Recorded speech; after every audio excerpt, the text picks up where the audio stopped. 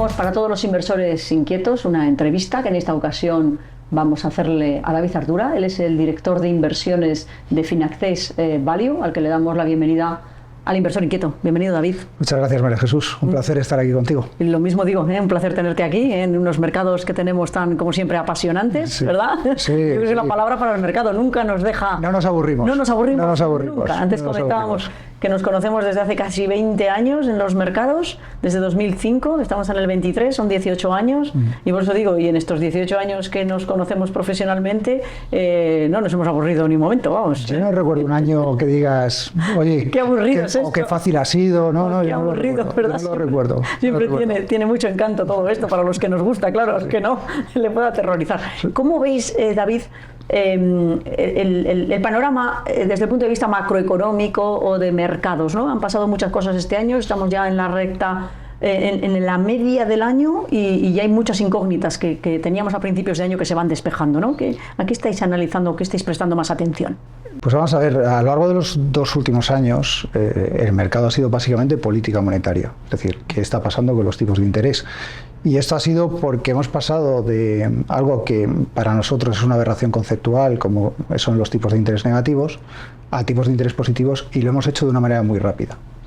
Y la causa de todo esto ha sido, como ya sabemos, pues una inflación absolutamente desbocada, algo que no teníamos una referencia desde los años 80, desde principios de los 80, y todo eso pues ha provocado eso, que pasemos de algo que conceptualmente no tenía mucho sentido, que era pagar por prestar nuestro dinero, a que nos paguen por dejarlo, pero que nos paguen unos niveles relativamente altos, y eso ha sido durante muy poco tiempo.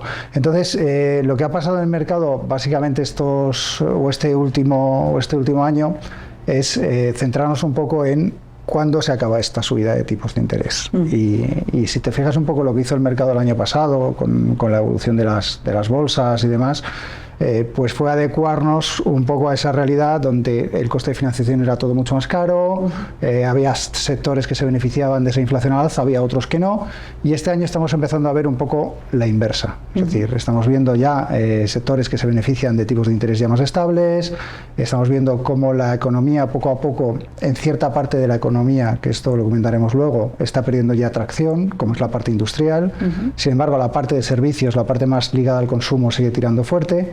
Y entonces nos está dejando una situación que desde el punto de vista de mercados y desde el punto de vista de gestión es muy interesante, porque el mundo se nos ha dislocado de alguna manera. Es decir, por un lado tienes una parte industrial que está en recesión, es decir, la gente ya no compra cosas, por ser muy simple, pero tienes una parte que es la parte de servicios que todavía sigue manteniendo la economía a flote y nos está manteniendo todavía por encima de esa recesión que muchos están anticipando, ¿no?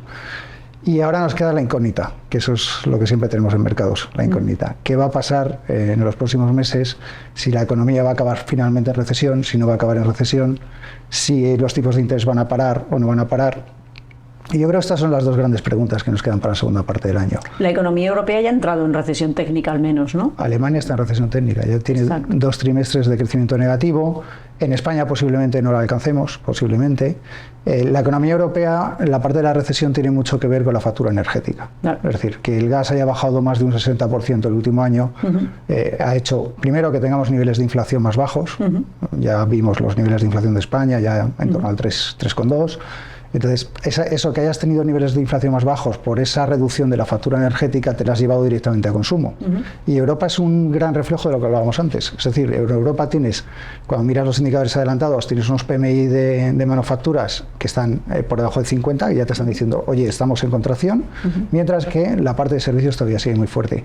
Y ahí vamos a tener distintas regiones. Vamos a tener, en un lado, posiblemente como España, pues no tengamos recesión, hay economías como la alemana, que si no acabará el año en recesión, acabará con crecimiento muy débil, cercano a cero. Bueno, eso por un lado. Y luego está Estados Unidos, que es otra historia. Estados Unidos, que para nosotros nos parece que es una vulnerabilidad importante. En Estados Unidos el consumo sigue muy fuerte, están en pleno empleo, pero se están dando ciertas dinámicas que a lo mejor no estamos prestando mucha atención y que sí que pueden acabar derivando en una recesión. Y para mí la más clara es: el consumidor americano nunca ha ahorrado tan poco. Desde el año 59, la tasa de ahorro del consumidor americano es la más baja, junto a la que tuvimos en 2005. pero además no solo nunca ha ahorrado tampoco, sino que no ha consumido tanto a crédito en los últimos 25 años como lo está haciendo ahora. Entonces, ¿cuál es la lectura de esto? Es, yo quiero seguir consumiendo, la inflación está muy alta, me estoy endeudando, gastando los ahorros y endeudando para mantener mi nivel de consumo. Y en el fondo, ahí al fondo, hay unos señores que son los bancos comerciales que están endureciendo los estándares de crédito. Y eso es la Fed en sus encuestas que hizo los bancos comerciales el mes pasado, les preguntó, ¿están endureciendo los estándares de crédito para préstamos al consumo y tarjetas de crédito? La respuesta fue sí, mayoritaria. Entonces, claro, si la economía americana se mantiene todavía, digamos, con el pedal a fondo por un consumidor que consume a crédito y el banco te está cerrando el grifo, eso puede acabar derivando en esa recesión que está descontando el mercado. Y eso evidentemente va a tener una influencia en los tipos de interés que posiblemente caigan de una manera más rápida en Estados Unidos que en Europa, que la salud económica es otra, ¿no? Entonces todo eso nos deja un cuadro de incertidumbre importante.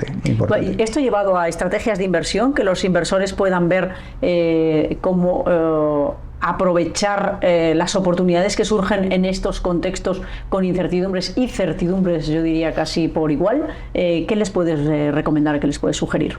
Bueno, yo distinguiría dos tipos de inversor, ¿no? El inversor a corto, creo que es un año y un momento bueno para el inversor a corto. Y me explico. Yo que lo hablábamos antes, pero cuando vimos esas colas... Sí, lo decimos todos constantemente en el Banco de España, ¿verdad? De inversores para comprar letras, a mí me parece buena noticia. Sí, mejor en las letras que en el depósito. O que en el colchón. O que en el colchón o en nada. O en la cuenta corriente rentándote cero. Sí. Entonces, eso indica la buena noticia. No quiero ser muy optimista, pero la buena noticia eso es, este señor se está preocupando por su dinero y sabe que hay un instrumento, que son las letras del Tesoro, que le puede dar cierta rentabilidad y que puede combatir el enemigo del dinero, que es la inflación, el enemigo del inversor, mejor dicho. Bien, pues estupendo, es un primer paso, pero luego quizás el inversor debe preguntarse, ¿estoy en el vehículo más eficiente para mi dinero? Y yo creo que la respuesta es que no. Primero por los costes, segundo porque... El tema fiscal, no estás diversificado. Exacto. Y creo que ahí quien gana realmente pues son los fondos que invierten en renta fija a corto plazo y que pueden aprovechar toda esa potencialidad que tienen las letras, pero también puedes meter en renta fija corporativa, puedes meter pagarés, puedes meter depósitos si están primados. Es decir, puedes meter una serie de instrumentos dentro de un fondo de inversión que como vehículo fiscal es muchísimo más eficiente que comprarte una letra del Tesoro y que al inversor le va a hacer mucho mejor servicio que comprarse la letra. El vuestro, con la posición que tenéis ahora mismo en Finaccess Value, del vuestro fondo a corto plazo, ¿qué rentabilidad estimas que se puede ver en los próximos 12 meses, como si estuviéramos hablando de una letra del Tesoro a partir de este momento? Nuestra rentabilidad interna ahora, descontando comisiones... Sí, el neto para el inversor. Para el cliente está 3,35, 3,40. Casi nada. Entonces, con una calificación crediticia de investment grade. O sea, no estamos hablando de un fondo de high yield, estamos hablando de un fondo muy diversificado. Es un fondo que tiene letras, que tiene depósitos, que tiene pagarés, que tiene renta fija a corto plazo. Entonces, claro... sin comparación. Y tiene liquidez diaria, con lo cual, cosa que no te pasa con la letra. Tiene liquidez diaria. La tiene, pero no la tiene, no es lo mismo que tocar una tecla. Con una duración muy baja, lo que hace que la volatilidad sea prácticamente inexistente. Entonces, en un entorno además en el que los tipos siguen subiendo, el Euribor sigue subiendo, sigue habiendo volatilidad en el mercado de renta fija, pues el fondo es prácticamente una línea recta con pendiente ascendente, lógicamente descontando ya esa rentabilidad interna. Entonces, creo que es una gran noticia. Ya sabes que llevamos muchos años haciendo esto y que durante los últimos 7-8 años prácticamente esto era totalmente una entelequia. Es decir, cuando hablamos antes de que hemos pasado de tipos de interés negativos a tipos de interés positivos de una manera muy rápida, es que la implicación de eso es que se ha creado un mercado que antes no existía. Tú querías invertir y no había rentabilidad. En renta fija privada con rentabilidades por encima del 0,20 y no había a muy cortito plazo. Entonces, de repente hay muchísimas opciones. Yo creo que es un buen momento para ese tipo de inversión. ¿Para el inversor que piensa más en el largo plazo? Que debería ser todos. Que deberían ser, por lo menos para esa parte del ahorro que no se va a invertir a corto plazo y que no se necesita para de forma inmediata, para un inversor con más plazo, ¿qué le darías? La renta variable. Nosotros tenemos un fondo de una gestora británica que se llama Nevastar, y el fondo se llama Nevastar Well Defender.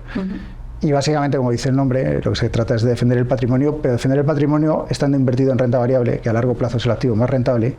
Y quizás lo más notable del fondo es que estás invertido en renta variable, pero estás invertido en compañías de mucha calidad, de muchísima calidad. Y además eso es algo que este año está funcionando muy bien. El fondo lleva más de un 20% de rentabilidad, está muy bien en los rankings, pero no es solo eso, o sea, no es eso lo que es interesante, es, oye, ¿qué hay debajo de ese fondo?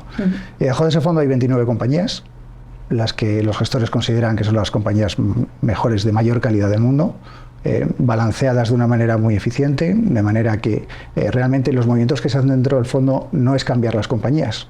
En los últimos 2 años ha habido un cambio. Realmente no es eso, realmente es cómo pondero las compañías en función de lo que está pasando en el mercado, de si están más caras o si están más baratas. Y es una estrategia que a largo plazo es extremadamente rentable. ¿Por qué? Porque estás en esos 29 negocios que cuando uno los ve por la tele y dice, oye, pues me encantaría ser socio de Coca-Cola. Bueno, pues eso lo tienes dentro del fondo. O me encantaría ser socio de Meta, pues lo tienes dentro del fondo. Y además lo tienes, el hecho de que sean compañías de mucha calidad implica que también lo tienes muy bien distribuido sectorialmente, porque hay calidad en Coca-Cola y hay calidad en Google. Entonces, bueno, pues eso es una estrategia que nosotros recomendamos siempre para largo plazo, siempre para el inversor que tiene esas miras, porque la liquidez está muy bien, evidentemente, pero es para esos inversores, pues oye, más perfil ahorrador. Sí, o la parte de las carteras que se destina a tener más plazo y por tanto más rentabilidad. Eso es. Muy bien, David, muchísimas gracias por tus explicaciones. Enhorabuena por el trabajo. Como decía, llevamos 18 años, nos conocemos, sabemos la profesionalidad que hay detrás de todo lo que hacéis y todo lo que haces. Así que enhorabuena y a seguir trabajando, como digo yo, así de bien y mucho. Así que gracias y enhorabuena. Muchísimas gracias, María Jesús. Gracias. Y a ustedes hasta otra ocasión en la que de nuevo tendrán otra entrevista tan interesante como la que acaban de ver hasta entonces.